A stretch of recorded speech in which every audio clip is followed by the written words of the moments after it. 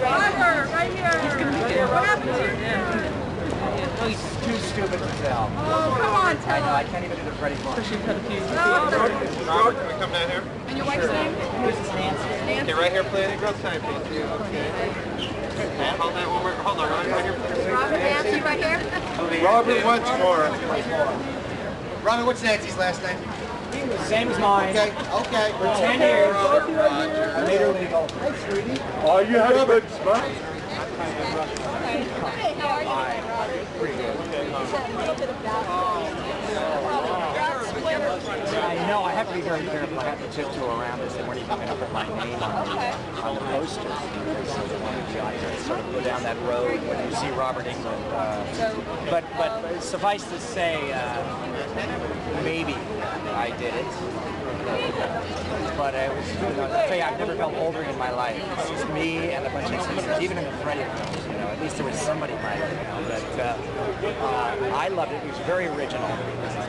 It was a thing that the more scripts you read, you kind of get this sense for when an event is going to fall, and what reel is going to fall. And this film is just structured really slick, structured real well. And it's been all the stuff's been hinted at before. The alligators in the sewer and all those urban legends have been hinted at. Even in some of the Nightmare on Elm Street films, they've never been all combined before in a film and used as sort of a mode of operandi for a serial killer. So you've got a little bit of that Silence of the Lambs thing going with all of the urban legends we've ever heard in our life, from pop rocks to alligators in the sewer. favorite urban legends? Now, you're the professor of American folklore, right? Well, yes. You know more than I know. Gosh. Just first of all, give us some examples of urban legends.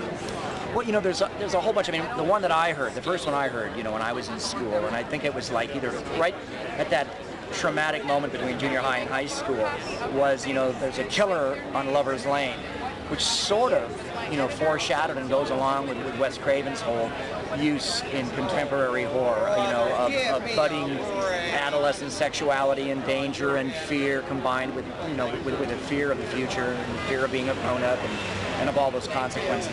Even in a pre-AIDS America, there was some of that fear and stigma. So I guess that's sort of like, the first one I remember was, there was like a killer or a serial killer or a man with a hook for a hand, like Captain Hook from Peter Pan, which is kind of interesting, up on Mulholland Drive here in Southern California. But I guess that story applies to any Lover's Lane in anywhere USA. Right, so how did this movie revolve around its title, Urban Legend?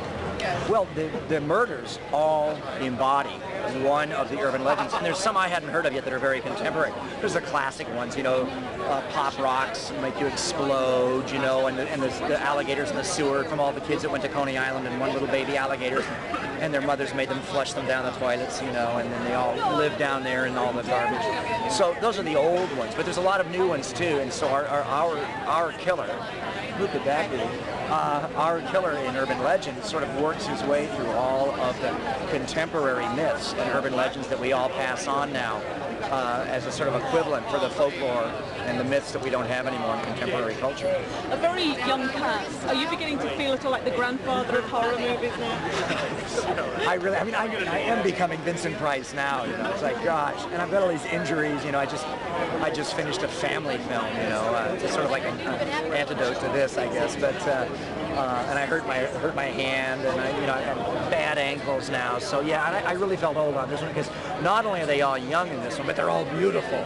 I kept covering my bald spot, standing around talking to kids at lunch. And of course, when audiences go to see this movie, there's all these bright young things, and then you appear. They're all going to think they know the ending.